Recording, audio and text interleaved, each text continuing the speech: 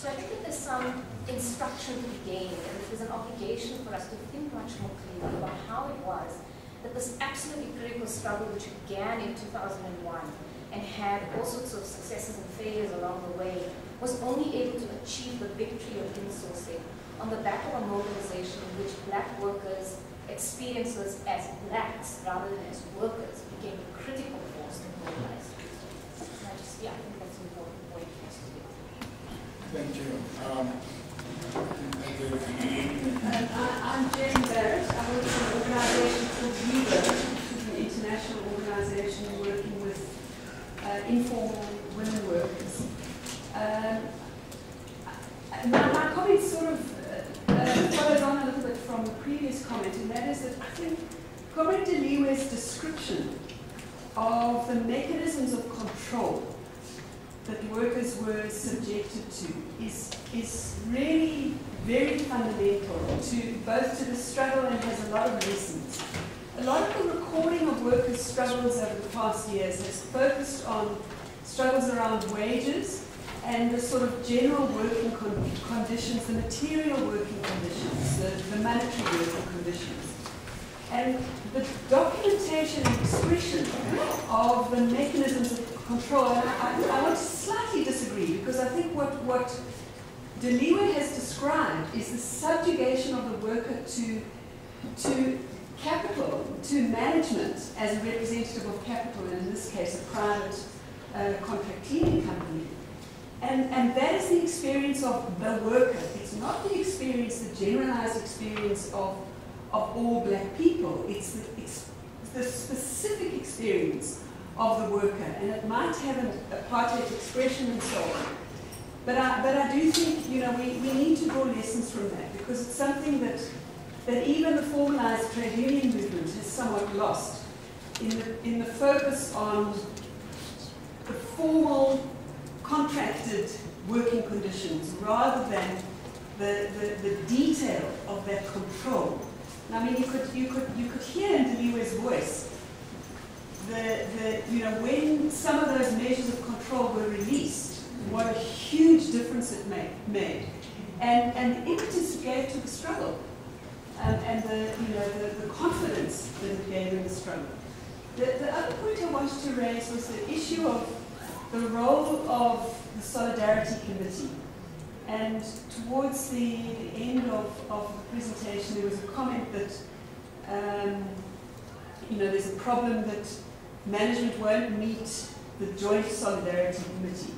And I would like to unpack that a bit. I mean, what is it that the Workers' Solidarity Committee would want to raise directly with management as a joint committee? And what is the role of the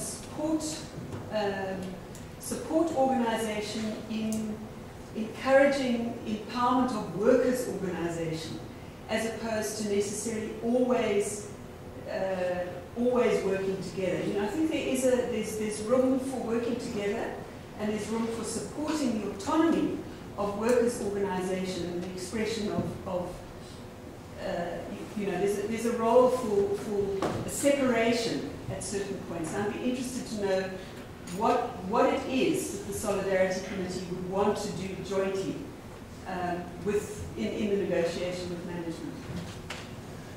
The last. Hi, I'm Rob Rees. Thanks very much. I mean, I thought that was really interesting. I learned quite a lot.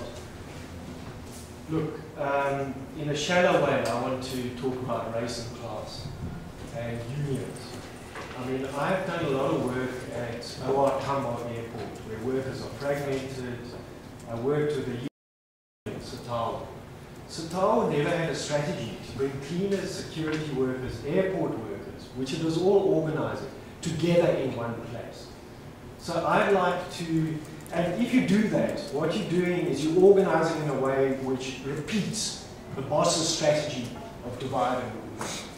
Okay, so I think it's a bit simplistic to just say, well, look how we organize. And you see the unions mobilizing around class didn't achieve anything. You know, I'm not trying to speak in favor of unions in any way. What I'm trying to highlight is I think it depends on your strategy. if you're organizing as cleaners only in a workplace that is fragmented using a divide and rule strategy, then you're repeating divide and rule. If we look at the UCT example, and I was interested that you brought that in as an example, they've been trying to build a joint shop steward council or a joint workers committee, not a place where all workers, regardless of company, whatever, at that workplace can come together. Now, I am not aware of any union, specifically Nahawu, etc., who has been organizing in that way. That's strategy. It's not just race and class. It's building a place where all workers come together in opposition to the boss's strategy of fragmenting. So we want a recognition agreement with this cleaning company, with this security. We organize in a fragmented way. You cannot take on boss's power. So I throw back, you concluding race class as a mobilizing. I don't think the union ever mobilized around class. If it did so in the first place, it would be building a joint workers committee, and it would be linking that with other workers committee. So it didn't. It actually, probably, I don't know the particular experience, was more interested in the relationship with management, i.e. another aspect of class. Thank you. I'll recognize you for the next round of comments and questions. Any of you can take any question you're free. I mean, the questions were just directed both of you.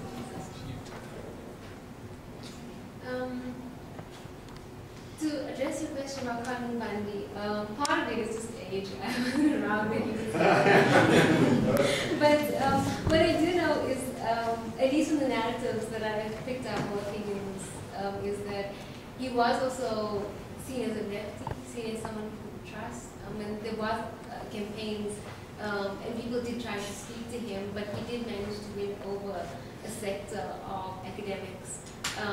I don't want to go too much into detail just because I don't know. So I'm sorry about that. But his legacy, but you are right in the sense that we have to talk about him and his legacy and the impact of someone in his position and with his history who then instituted outsourcing, because he wasn't your typical sort of conservative. At least he didn't portray himself as that. In terms of, okay, so I'm just going to speak to this. You're right in the sense that there has to be a level of autonomy. And I think that one of the important things about the Solidarity Committee, and I didn't speak it properly, was the level of sort of control that the workers took over the organization. And this was instrumental in, for example, the joining of campuses. The Work Solidarity Committee started on main campus, but it was really workers pushing to say, we need to go to West Campus. And they bring shop stewards, and they began to organize, and we had to go to West Campus to have meetings, and then come to East Campus to have meetings, and eventually that spread to Education Campus. But all of this was, it wasn't students, it wasn't academics, but it was workers pushing the Work Solidarity Committee to expand. And on Education Campus, we then began to have meetings, which joined med school and Education Campus together. And it was sort of a central sort of figure, Gurney, who was one of the shop stewards there and was subsequently fired from Impact Cleaning. She was central with Graham Matthews, who I think many of you might know, in sort of pushing and organizing workers. So when it comes to sort of the relationship with management and the insistence of the recognition of the Work Solidarity Committee, it's more that management has portrayed activists, students and academics involved in the Work Solidarity Committee as having our own political agenda, being divisive to workers, and therefore wanting to warn workers to say, you need to meet with us alone because the academics and students are misleading you. And it is that kind of relationship that is problematic and divisive. And so there's no, I mean, workers have had tons of meetings with management without students present. And that continues. I mean, Graham Matthews will just go up to the 11th floor and sort of set a meeting with the Vice Chancellor. And I mean, there's no issues with that. But it is around the ways in which the management decides to divide and sort of ensure that workers' relationships with students remains fragmented, and that's the real problem. And I mean, in some meetings, workers also insist that they do want student representatives. Because one of the important things about the Workers' Solidarity Committee, which speaks to the other point, is that we're not a union. We've never claimed to be a union, but we've managed to organize different companies and different interests. And we organize around the idea that the university community belongs to workers, students, academic staff, support staff, and management. And what affects workers affects all members of the community. And therefore that collective voice and the collective interest and that collective solidarity is important to maintain and to maintain that level of solidarity that is far more than just symbolic. It has real meaning and real action. I think Shireen is looking more to the Workers' Solidarity Committee and less about unions. In my experience, we've consistently invited the unions to come and join. And over the years, there have been service workers, I can't remember in what year, but they also joined Nassau. So it was sort of workers from the different companies sort of beginning to organize around one union and trying to make one union work. We could never be a union, and we were clear about that. Our fight was not around, we couldn't, it's a student movement, students come and go. So our fight was with university men, sorry, it's not a student movement, but it has student component and academic component. And we can't maintain a union organizing because students are not here, academics are not here, academics have work. We don't have the capacity or the resources to run a labor organization. And there are labor organizations that are on campus that workers are a member of, and that they need to work. So we organized around a steering committee which was representative of 2 workers from each company, 2 students, 2 academic staff, and union representatives, and then we'd have a mass meeting. And it was sort of the Workers' Solidarity Committee's role was more against the fight against university management and the fight for insourcing, and our target was never sort of the companies themselves. It was more about the university's responsibility and role to workers and to the community at large. So that is sort of the focus, I think, of where the Workers' Solidarity Committee has maintained. And I think the distinction of ensuring that we're not a union and not taking on that responsibility and role, which we can never do effectively. I don't think so, not unless there's full-time people employed and there's proper union expertise that are built. And I mean, the problem with unionization is that, I mean, at times, in that sort of moment where workers from service were leaving Nahaut because Nahaut was no longer working for them, we looked for unions.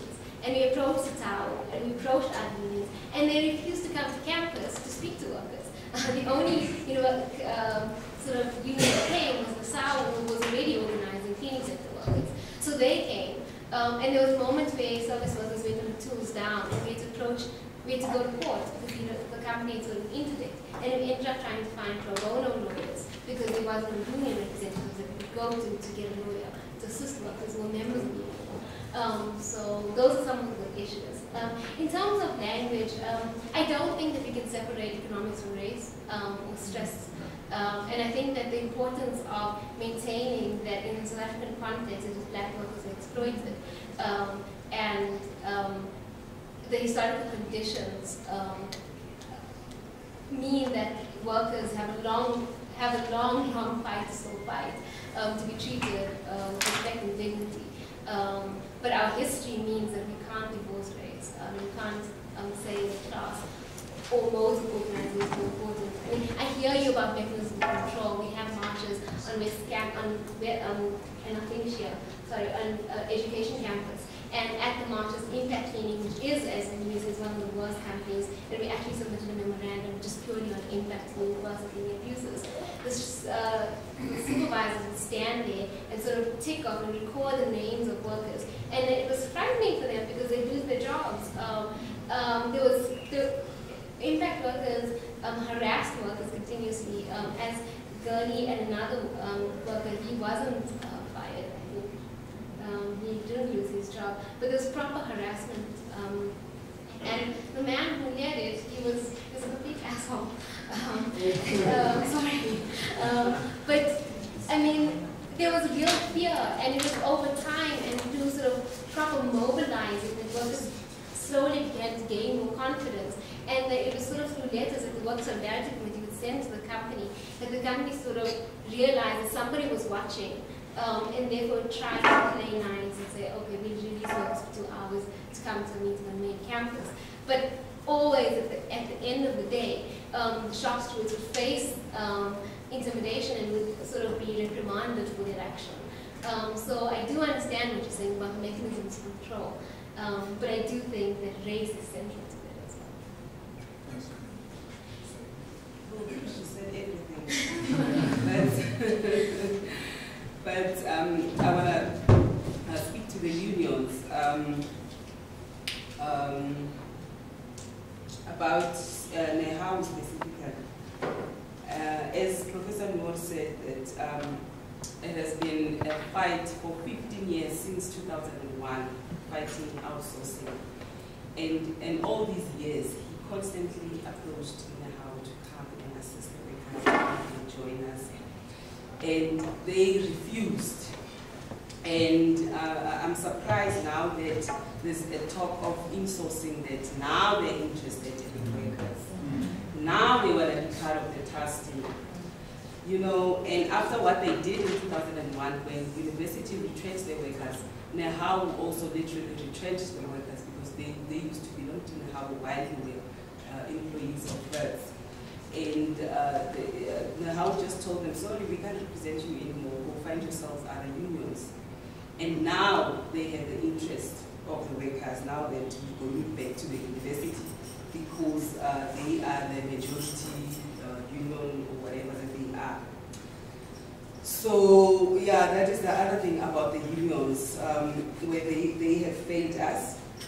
And also we have a situation of the MJN workers, which are under are also part of the vendor companies. And by the way, they did come up and say they don't want to be called vendors anymore. They want to be called maintenance workers. They're not allowing that word from the university. At the time when the management of MJL workers, I think went under, they went bankrupt, and they couldn't afford to pay the workers' salaries. I think it was from January 2015, if I'm not mistaken. And by June, we were fighting the same fight, because the student would go and have meetings, and he would promise that, no, I will pay, and then when he pays, he doesn't pay the full amount. And at some point, the university had to intervene and paid on MJL's behalf. And all this time, the university had said to the workers, because the workers actually went into the office and they held him hostage. They said, "You're not leaving here, we want our money." And the university had to intervene. And one of the reasons that they reached was that we will try and pay you. And when that didn't happen, every time the workers would go back to the university, and the university would be like, "No, we will sort it out, we will sort it out." Up until the man fled. He ran away, and the people are now today without jobs, and the university just crushed their heads.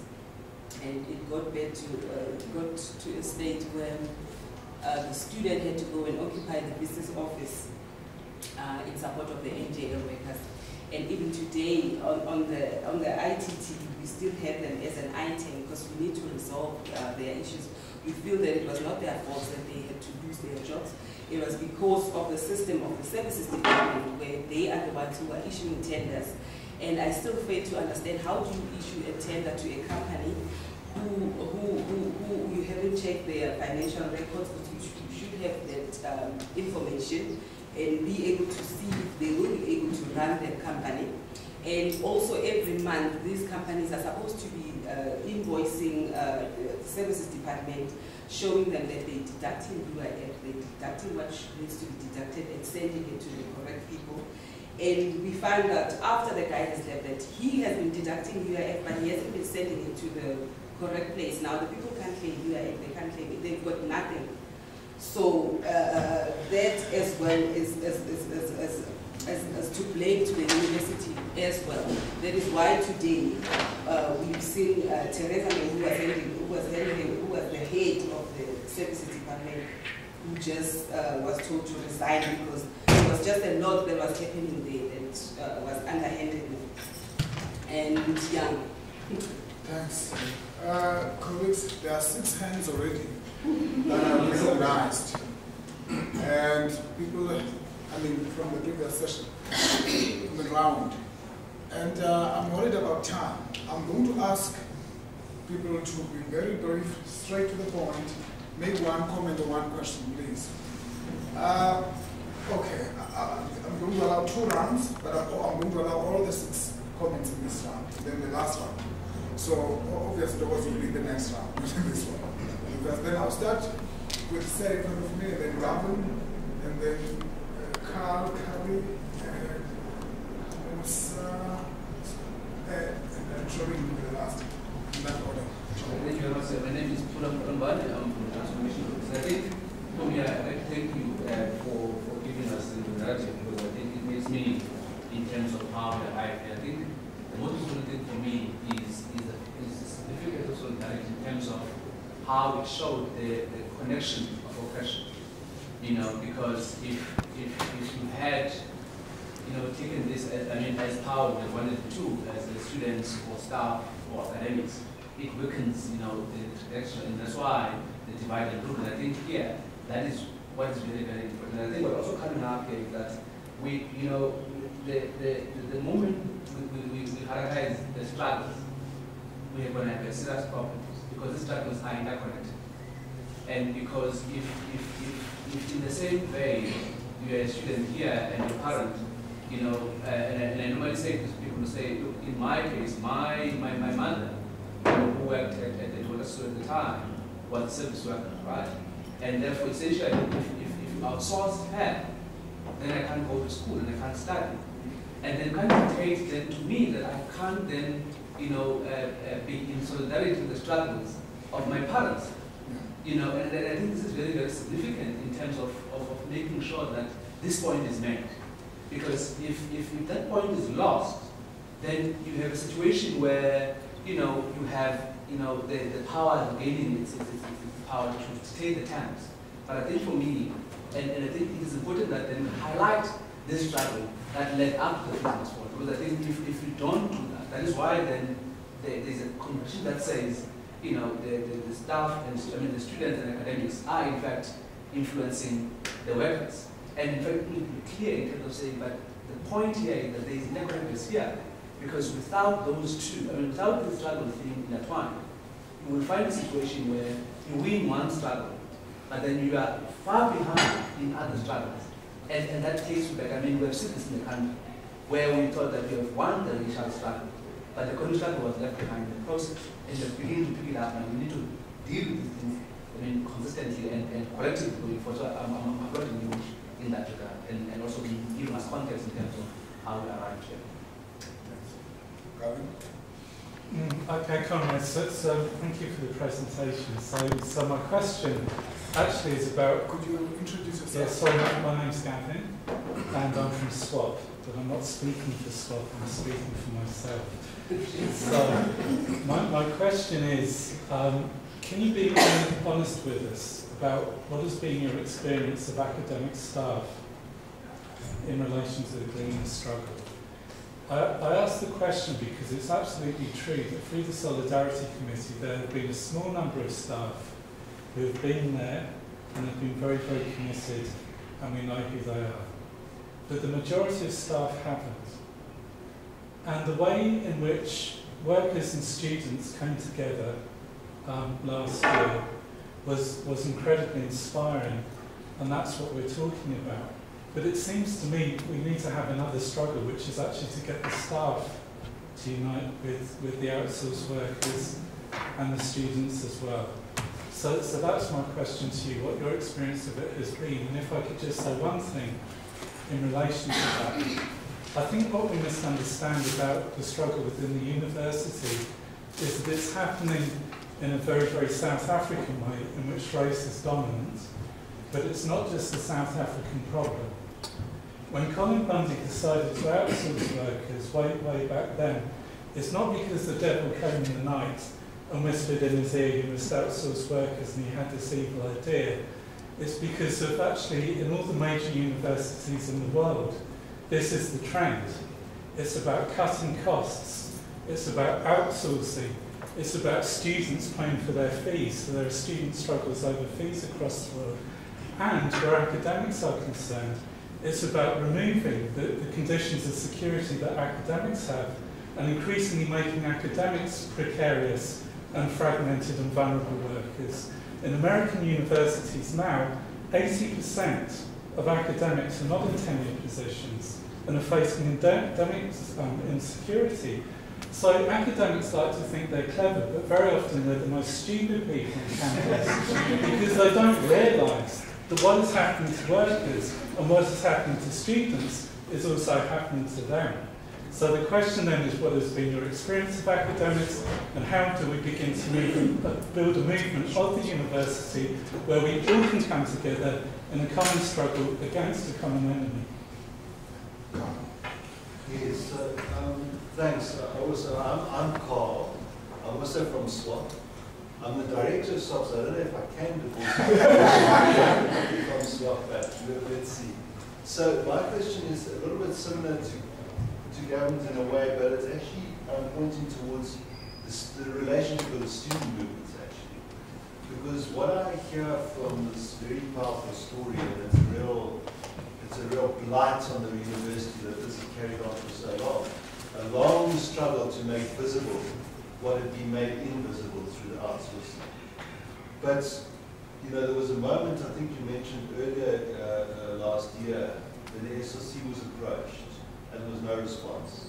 Then there was October 6th, and then there was October 14th. So now what you're seeing actually, it seems, is that in some ways the workers' struggle, if I can put it that way, triggers the student struggle. And that reverses the narrative that we usually have. Yeah.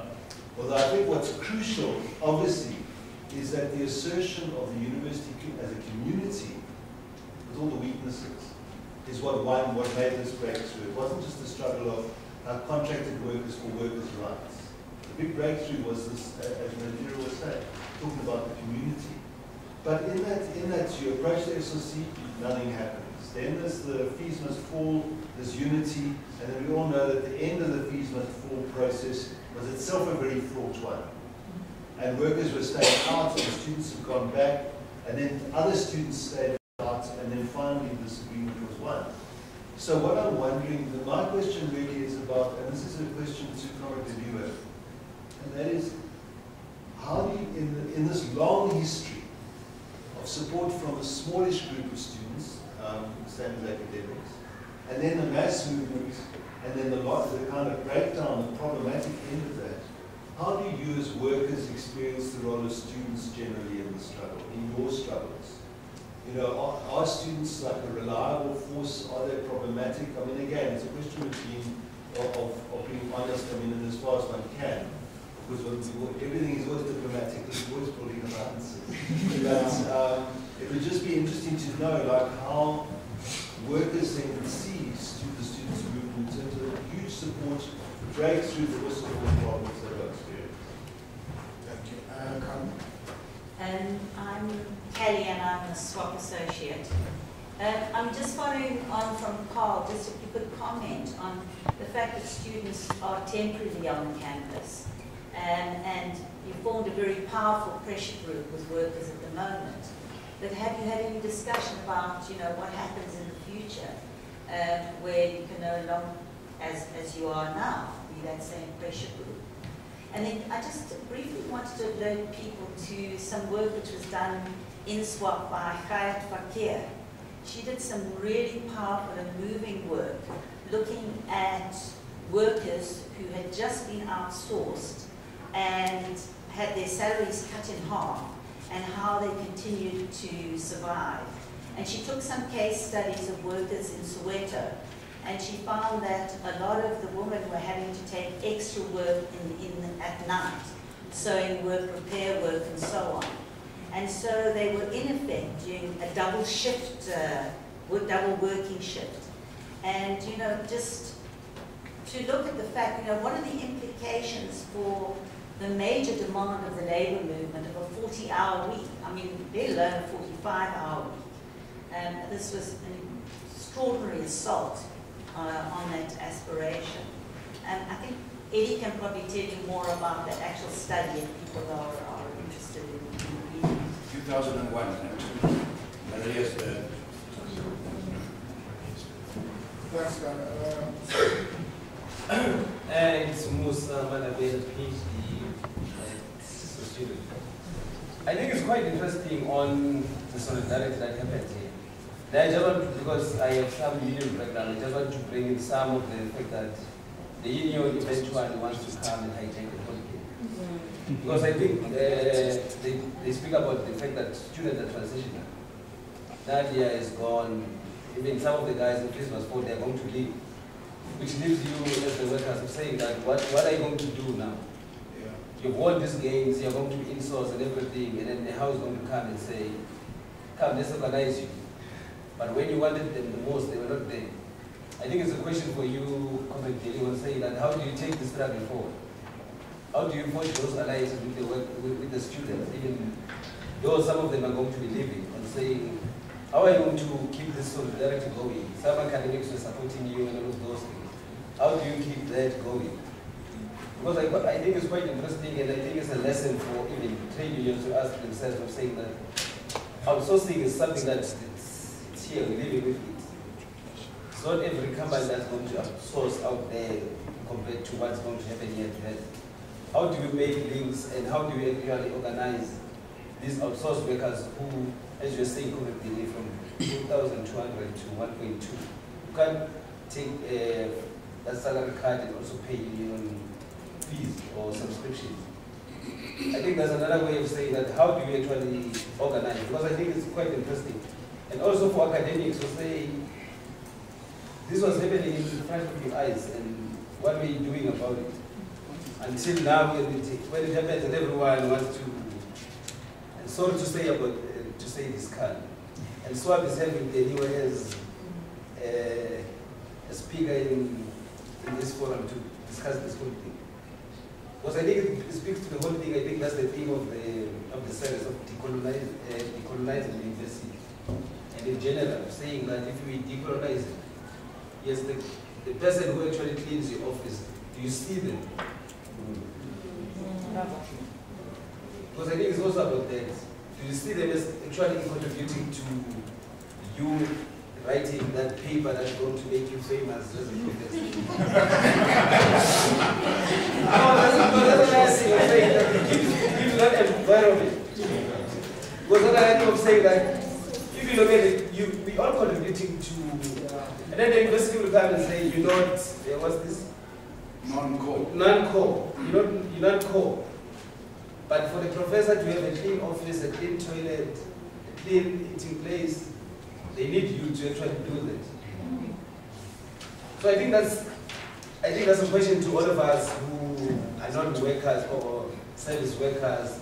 Some of us who aspire to be famous professors, but have these workers who are doing actually keeping us going because of the fact that we don't have to worry, even in our residences, we don't have to worry about cleaning the rest and all of those things. And thank you for this platform to actually hear this talk. Okay.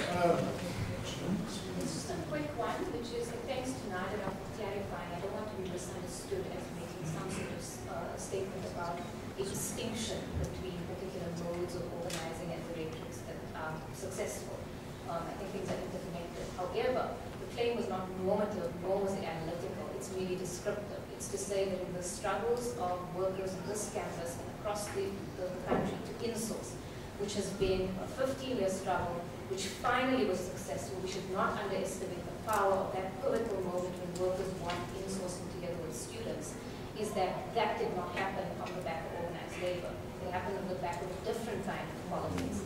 And that when workers experienced forms of exclusion that might be neoliberal modes of government, it might be very, very strategic forms of capitalist mechanisms of control, workers did not experience nor narrate those experiences as being, we are being exploited as working class. They said, this is apartheid on our campus. That was the report we submitted to Senate.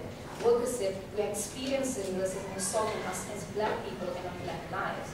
And so it's really a descriptive thing, is what we do with the fact that case study to look at. That case suggests that what mobilizes workers are not particular kinds of languages and vocabularies that we think should be successful, What we should be saying is what has been successful and what lessons do we take from that. And then the second point that I was just going to make around academics, and really glad that Gavin raised and Musa pushed it. I think that not only Gavin should deliver and Nigerians talk to us about what their honest understanding is, academics should have an honest conversation with themselves about what it means that when for 4 years on this campus, workers said, we are not allowed to be seen in public. It took 3 academics on this campus. Those are the only 3 academics who cared. Who tried to mobilize other academics who were very happy to sign petitions, who were very happy to say we support you, but it meant actually coming out to the picket line and supporting, there was no support to be had. And what does it mean that we have had units and institutes on this campus who've been talking about working class struggles, who've been talking about what it means to organize workers, and when they were actually literally in their offices, we had to go out to convince them that workers are not allowed to be seen on public in this campus. And I think we have to have a conversation about that. If academics are more interested in their international conferences than in the work of sitting very much in their office while they're writing their papers, then we can't just throw the question back to workers and to students. We need to ask the question of ourselves.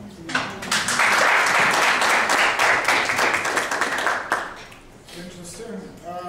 Well, my speakers to talk, but I think that it's important to engage this question of academics a lot more. It goes far beyond SWAP as an institute. All right. I'm going to go briefly. I think most of the questions are directed to anyway, so I'm going to just talk very briefly. I mean, I think Shreem added to the answer the experience of academics, which was that we reach out and sign petitions, but they were never really there. And I mean, one of the campaigns that we ran was when we submitted that report, we drafted that little pamphlet, and workers took it and shoved it under the doors of academics to say, I've seen your office, you're going to this meeting in Senate, and this is my concerns, like trying to get them to hear them, because academics don't really care. They don't notice the workers in the office. And it's also been quite frustrating at times that academics would come and sort of want to lecture to us and hold lectures, but would never actually be supportive. And would never, especially in places of power and where they have power, fight. And I think it's just not just workers' issues, but it's also issues around workers on campus and some of the student struggles as well. We also struggle to get academics on the students' experience. So, Carl, just to talk very briefly, I think that moment in 2010, and I might be very biased, and because I also have my own history, but I think the moment in 2010 was a time when student activism on campus was actually quite vibrant. So we had the Solidarity Committee at that time, which had alliances and good relationships with the UAA, and we could support each other's struggles. There was Mail and Guardian, who I remember we also hosted events with. There was Activate. And so there was a sense of organizing and sort of a sense of unity among students, at least the activist groups, and a lot of political activity. So we host events on campus. And so when workers approach the SRC for assistance and they sort of turn them away, there was sort of a group of students who were already organized. And would be willing to say, okay, well, this actually affects us, and make that connection that Colin spoke about. I mean, but students are temporary, and I think the Work Solidarity Committee in terms of student support has gone through waves. And I mean, I think with Mbiseni leaving, with myself leaving, there have been other students who did take over. So Tasneem, Biani, Shaira, there were a number of students who took over, and I think it's always going to be the sort of waves of active supportive students, and then maybe as those core students leave, others will take over. And the thing is that, I mean, there have been students who come up and have carried the reins, and some of us haven't been able to let go, but who have come back at moments of crisis. But it's not sustainable, and this is something that if we have confronted, I think that we need to move on. Okay, on the question of what do we think about the academics, I would say that in their own way, they do care, because at that point that Nadia is talking about, when we were facing losing our jobs, because it was a real scare when Super K was going. We were supposed to go with Super K. And Professor Noor came up with a suggestion that we write letters, little letters, and take them out in the office. And in June, I might lose my job. And please, as you go to Senate, please support us, blah, blah, blah. Some of them, they showed that, they do care, but in their own particular way, that they care, but when you are with them in the office, not publicly, it could be that they are intimidated as well by Habib, because I was also recently intimidated. He called me into his office to tell me that I was this inch to be barred from the university from the protest that took place at Young. That's another topic for another day. But because I know that he tells the academics that we're watching you and should you be seen in the groups of students that does their blah blah blah afterwards. I mean, you can be in a group and have a meeting with the students, but what they do afterwards, you can't be held accountable for that. So it could be also the intimidation, and also in my mind I always say that because we see some of the people who are too educated, it's nice to be educated, but if you overdo it,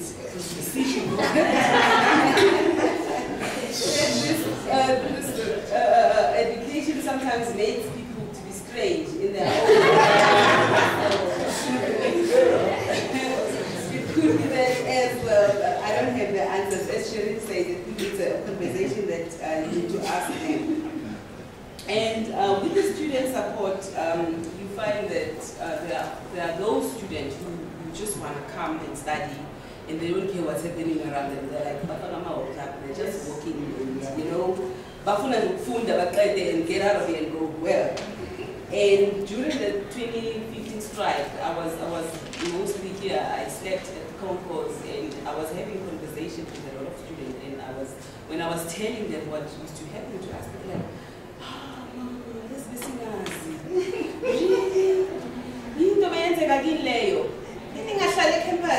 Yeah, they just see us, but they're not interested. So they need a lot of education about these things. So we need to have more seminars like this where we invite students and they need to know what has been happening right in front of their eyes and they didn't see. And then there are those ones that just, because I could hear them as well, they're saying, they were complaining about, we need insourcing, what is this outsourcing? You're telling me that all this strike, we went into all this just for outsourcing. And again, I had to teach them and tell them, I shouldn't have done what I mean. We asked to outsourcing you. When you try and explain to them, then they're like, oh, okay, outsourcing layer. Oh, they didn't even know what outsourcing is. So they need to be told, they need to be educated about these things. Yeah?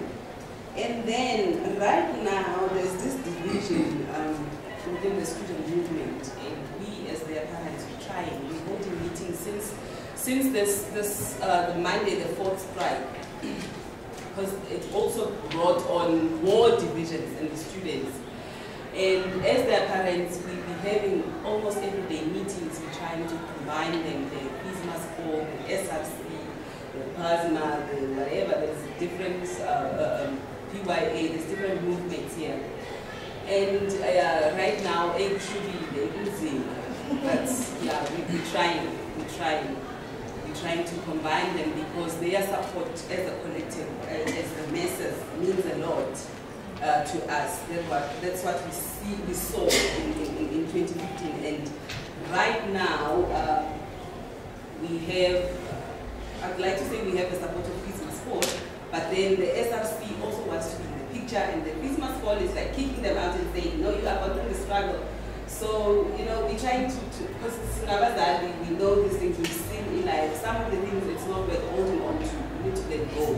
So we're trying to educate our children, we need to let go of the water.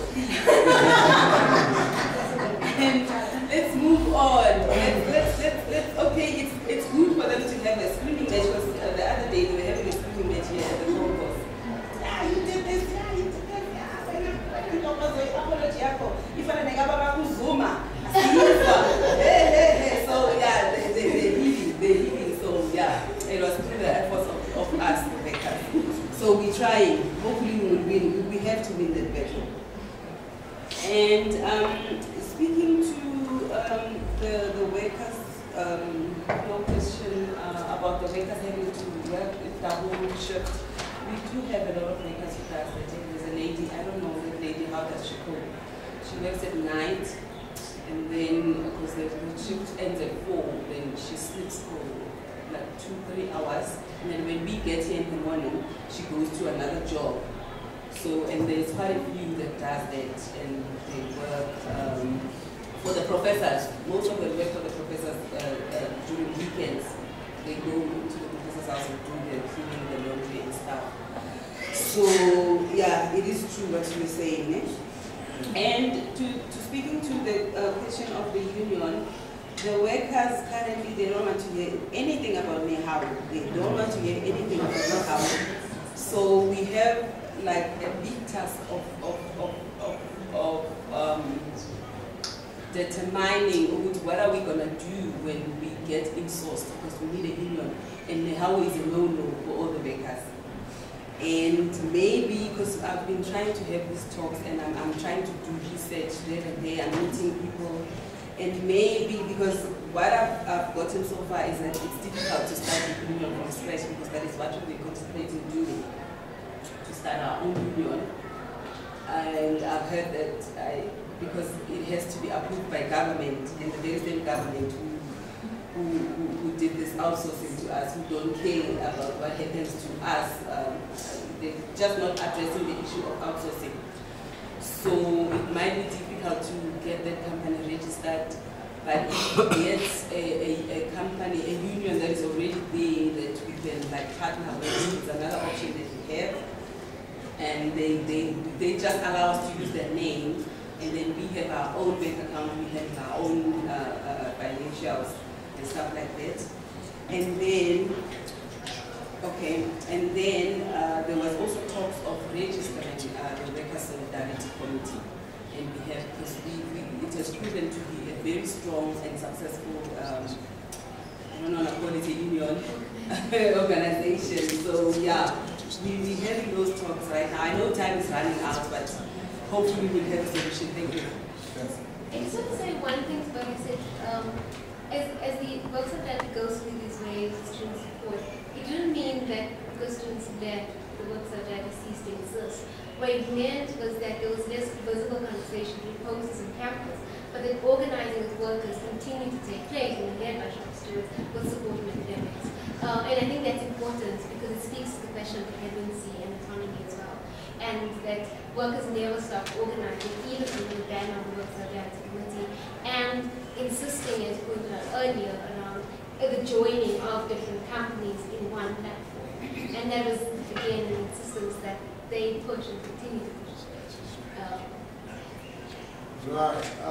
Well, we've really run out of time, but I've already recognized them because when you picked me with the last speaker, I'm afraid because we should have gone out there first night. You can go on. Okay. Thank you so much for how you presented the talk. Even though, like, yeah, I'm a problematic person as well. And you guys I don't think so. My spot is a problem, not you. I'm a problem, yeah. Thank you. Like, what bothers me is that for you to get sympathy when you have to create so much of your poverty. And that is the struggle that we go through as Black people, that we have to go through so much of parading of our poverty and parading of our circumstances, which is humiliating for us to even be heard, as if the professors and the students were not here to actually see the situation. Like, we excuse the oblivion by saying people don't talk about it. But with that said, that statement said, I also like what I also think was not necessarily well articulated in your narrative is that you painted a picture of the university being complacent. And yes, it is true that the university was complacent, but then that is not the whole truth. The whole truth is that the university was not just complacent, but the university actively contributed to the workers being exploited, even during insourcing. During outsourcing, now after they've made the decision, they continually contributed to the workers being exploited in such extreme measures that it was really inhumane. I'll make a couple of examples. The first example, at UJ, when workers were fighting for the same thing of insourcing, it was not the companies that were sitting there with cameras filming the workers, but it was the university, and it was the protection services of the university that were constantly there with the cameras. And it was the university that they took that footage to the companies and forced the companies to actually have an interdict against the workers. And it was the university that, on the first day of the strike, before they even got an interdict or anything like that, it was the university that made sure that the workers did not use UJ buses simply because they decided to strike that day. It was the university that then, the next day, did not allow striking workers on the premises, but they made sure that those workers go to prison. 100, like it's nice, 16 on 141, but then what you don't realize is that there were only few students there. It was mothers and fathers that were sitting in prison who were away from the children, put there by a university. And they were not doing anything. They were not even inside the premises because they were not allowed there. They were outside. Even here, before the university even got the interdict, when it was, and like again, you can't run away from things of class and race. When we were fighting for 0%, it was a lot of students, and it was a polarized group of different races and all of that. And the university did very little. But as soon as the student population left, and it was mostly workers that remained in the strike, then the university brought in the police before they even got the interdict. And I remember very clearly that the police were so armed that it felt like they're going to a war zone. And we were standing at that gate. We had to call white bodies, because the white bodies, there were few white people there. We had to call lecturers and people that we knew that come just form a human shield. And then as soon as those white bodies came, the police moved from the gate to another gate where the workers were vulnerable, and that is where they started shooting. The strike was always peaceful, it was nice, up until it was only workers that remained. What does that say? Maybe we could be respected because we are customers in the university, we are clients in the university, that is how they see us. But as soon as the workers started protesting, that is where we got tear gassed, that is where we got rubber bullets, that is where we got all of it. And I think it is not right to actually excuse the university by saying that they were just complacent. They were not just complacent, they actively made sure that the workers remain exploited, even with their divisive measures that they have been using throughout the years. And it's really sad that we are part of a university that is like this. And I really do want to encourage us to start reimagining. It doesn't matter that insourcing costs more. It really doesn't matter. At the end of the day, if black people, if our mothers and our fathers are subjected to such conditions where they have to drink pee in the same universities that they clean and all of that, then we really need to reimagine the university space. If the university space is a space that is so important that it influences society at large. Thank you.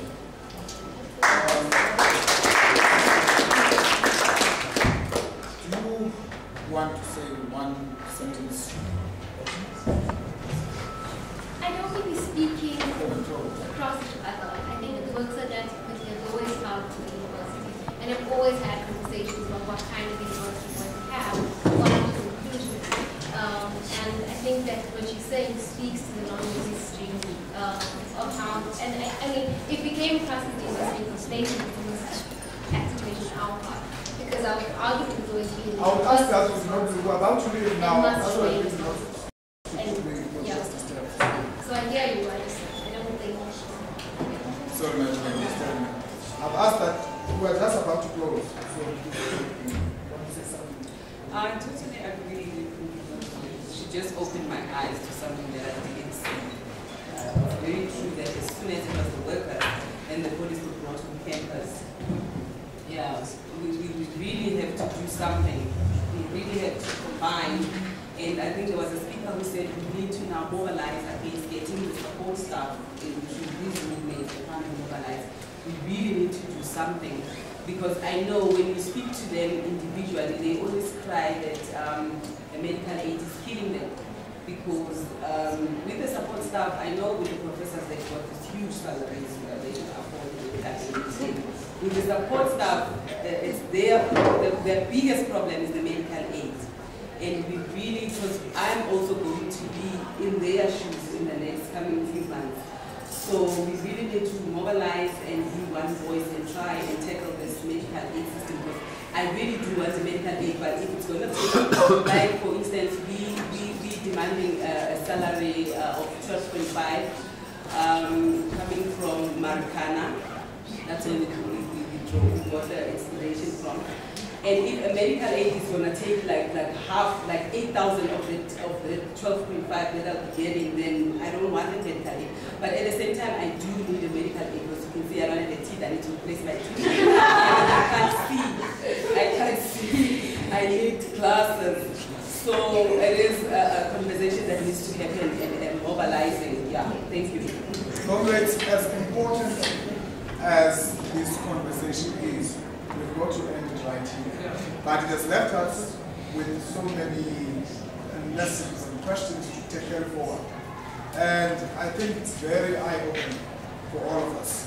And there are quite a lot of important things that have been put on the table here. And I think the questions around, well, I mean, we keep on saying quite often, workers and academics. I don't know whether that distinction, I mean, that distinction is completely wrong. Academics are workers. So I think that there's always that, even when we speak, workers and academics, we are all workers here, we have to form an alliance to work those rights. Thank you very much. And we'll come back on the 20th of May.